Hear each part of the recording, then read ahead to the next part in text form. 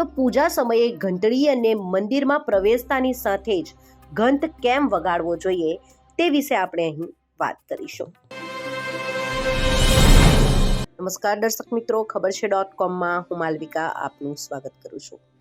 મિત્રો, આપણે મંદિરમાં પ્રવેશ કરીએ અથવા આપણા ઘરમાં રહેલ મંદિરમાં પૂજા આરતી કરીએ ત્યારે હંમેશા ઘંટડી વગાડતા હોય છે અને મંદિરમાં પ્રવેશ કરતાની સાથે જ આપણે ઘંટ વગાડતા હોઈએ છીએ. તો પૂજા સમયે ઘંટડી અને મંદિરમાં પ્રવેશતાની સાથે જ ઘંટ કેમ વગાડવો જોઈએ તે વિશે આપણે અહીં વાત કરીશું. સનાતન ધર્મમાં પૂજાપાઠને ખૂબ જ મહત્વ આપવામાં આવે છે. પોતાના ઈષ્ટદેવને યાદ કરવા તેમજ તેમની કૃપા મેળવવા માટે લોકો પૂજાપાઠનો સહારો લે છે. મંદિરો અને ઘરોમાં થતી પૂજા દરમિયાન તેમજ ભગવાનને ભોગ ચડાવતી વખતે ઘંટડી અને ઘંટ વગાડવામાં આવે છે. ખૂબ ઓછા લોકો જાણતા હશે કે મંદિરો અને ઘરોમાં પૂજા દરમિયાન ઘંટડી કે ઘંટ કેમ વગાડવામાં આવતા હોય છે.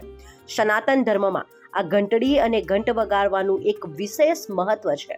શાસ્ત્રોમાં પણ ઘંટડી અને ઘંટ વગાડવાના અનેક ફાયદાઓ જણાવવામાં આવ્યા છે. આ ફાયદા વિશે કાશીના વિદ્વાન અને જ્યોતિષાચાર્ય પંડિત સંજય ઉપાધ્યાયે માહિતી આપી છે.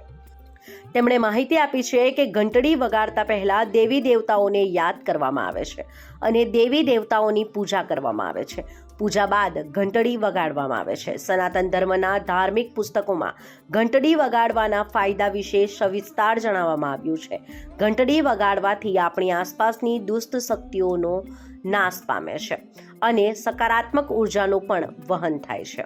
આ કારણોથી મંદિરોમાં અને ઘરોમાં પૂજા દરમિયાન અને પછી ઘંટડી વગાડવામાં આવે છે. મંદિરોમાં પ્રવેશ કરતી વખતે ઘંટ વગાડવાનો પણ ખૂબ જ મહિમા છે. ઘંટ વગાડવાથી જે ધ્વનિ નીકળે છે તે તમારા શરીરના 7 ચક્રોને સક્રિય કરવામાં મદદરૂપ થાય છે, જે સકારાત્મક ઉર્જાનું સંચાર કરે છે. મંદિર પ્રવેશતી વખતે ઘંટ વગાડવાથી તમારો સંદેશો તેમજ મહેચ્છા સીધી ઈશ્વરને પહોંચે છે અને તમારી મહેચ્છાઓ પૂર્ણ થાય છે. ઘંટ વગાડવાથી તન તેમજ મન પવિત્ર થઈ જાય છે. આ કારણોસર મંદિરમાં પ્રવેશતી વખતે ઘંટ અને પૂજા સમયે ઘંટડી વગાડવાની પરંપરા છે. ઈશ્વરની સામે પોતાની મનોકામના અને હાજરી રજૂ કરવા માટે હિન્દુ ધર્મમાં ઘંટ અથવા ઘંટડી વગાડવામાં આવે છે. આથી ઘંટ અને ઘંટડીનું હિન્દુ ધર્મમાં અનન્ય મહત્વ ગણવામાં આવ્યું છે.